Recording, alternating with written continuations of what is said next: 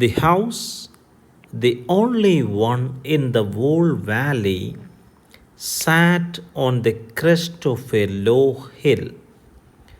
From this height, one could see the river and the field of ripe corn dotted with flowers that always promised a good harvest. The only thing the earth needed was a downpour or at least a shower. Throughout the morning, Lenjo had done nothing else but look at the sky towards the northeast. Now we are really going to get some rain, woman, he said. The woman who was preparing supper replied, "Yes, God willing." During the meal, big drops of rain began to fall. Huge mountains of clouds could be seen approaching. The air was fresh and sweet. Lenjo went out to have the pleasure of feeling the rain on his body. These are not raindrops falling from the sky, they are like new coins. The big drops are tens, and the little ones are fives. A night of sorrow.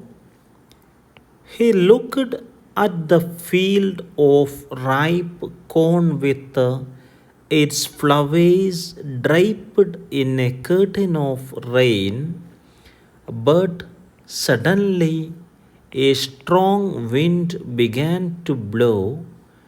Very large hailstones began to fall. It is really getting bad now, exclaimed Lenjo. I hope it passes quickly. It did not pass quickly. It hailed for an hour on the house, the garden, the hillside, the cornfield, and the whole valley. The field was white as if covered with salt. Not a leaf remained on the trees. The corn was totally destroyed. The flowers had disappeared from the plants. Lanjo's soul was filled with sadness.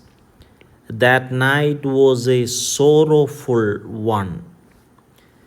This year we will have no corn. There is no one to help us. We will all go hungry this year. But in the herds of all who lived in that solitary house, there was a single hope, help from God. All through the night, Lenjo thought only of his one hope, God. At the post office, Lenjo was an ox of a man, working like an animal in the fields. Still, he knew how to write. The following Sunday, at daybreak, he began to write a letter. It was nothing less than a letter to God. Dear God, If you don't help me, my family and I will go hungry this year. I need 100 pesos in order to sow my field again and to live until the crop comes. Because of the hailstorm you sent, everything is lost. Hopefully waiting, Lanjo. He wrote to God on the envelope and went to the town. At the post office, he pasted a stamp on the letter and dropped it into the mailbox. The postman went to his boss laughing heartily. He showed him to the he showed him the letter to God. The postmaster also broke into a laugh, but immediately he turned serious. What faith!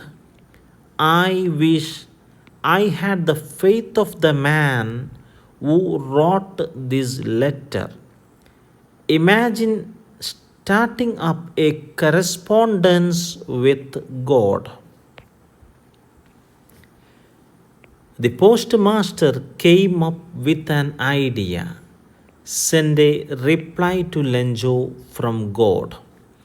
But he needed something more than goodwill, ink and paper to answer the letter. He took a collection from the employees of the post office. He himself gave a part of his salary. But it was impossible for him to put together 100 pesos.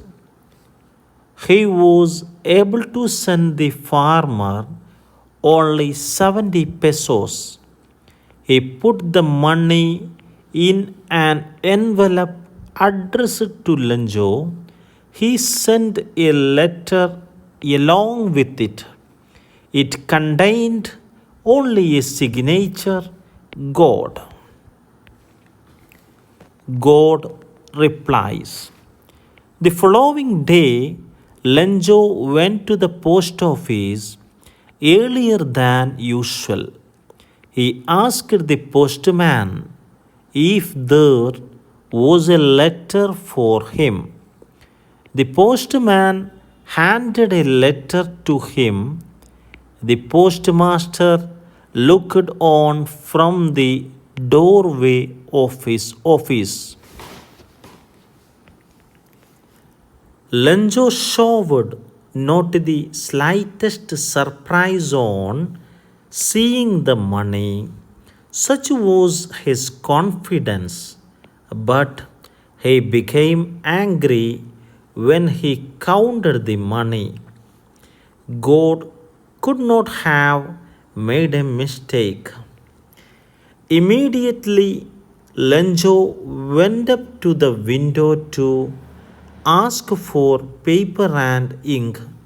He sat at the public writing table. He started to write. When he finished, he went to the window to buy a stamp. He licked the stamp and then affixed it on the envelope with a thumb of his fist. The moment the letter fell into the mailbox, the postmaster went to open it. Merciful God, of the money that I asked for, only 70 pesos reached me. Send me the rest, since I need it very badly. But don't send it to the but Don't send it to me through the mail because the post office employees are a bunch of crooks. Lenjo.